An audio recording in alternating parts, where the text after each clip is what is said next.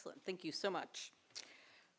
So last night, and again, a number of you have brought this up, and so we want to make sure that we get some time to talk about it.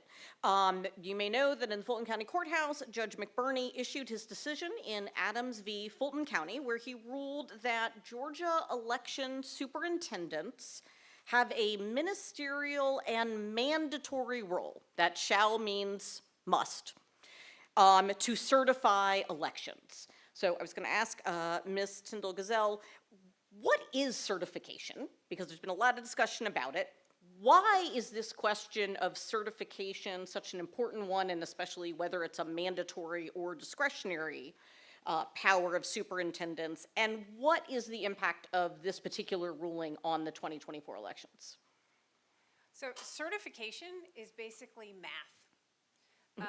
Following the process of the canvassing the vote. Canvassing the vote is the process that election superintendents and their designees, so their staff, go through to make sure that every ballot is accounted for and every voter is accounted for.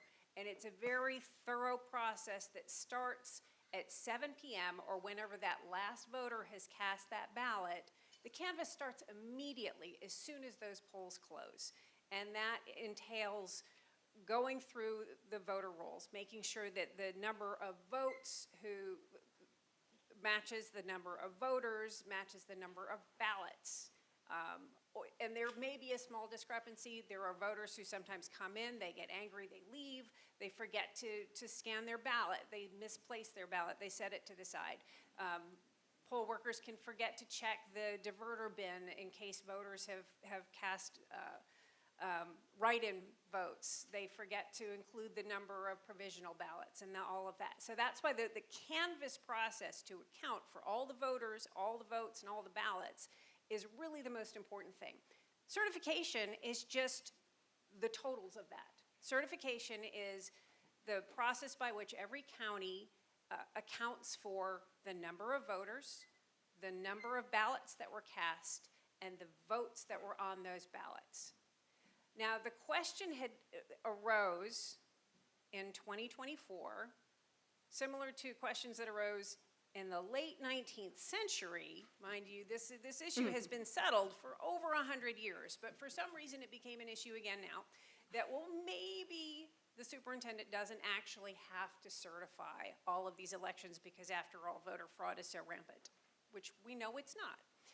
So the question that Judge McBurney answered was, yes, the county superintendent has to certify these votes. They have to certify all the votes because there was an argument before him saying, well, maybe we only have to certify 70% of the votes cast. No, that is not what happens. It is not the role of the superintendent to be judge, jury, investigator, and that is a paraphrase of what the judge said.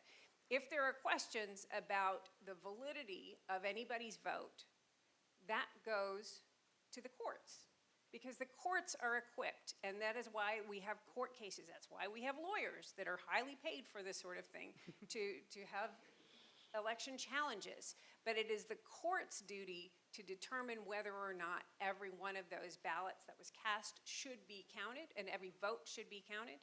It is not the role of the superintendent. And so this provides enormous certainty for every voter in Georgia, that they can be confident that their vote will be counted as cast.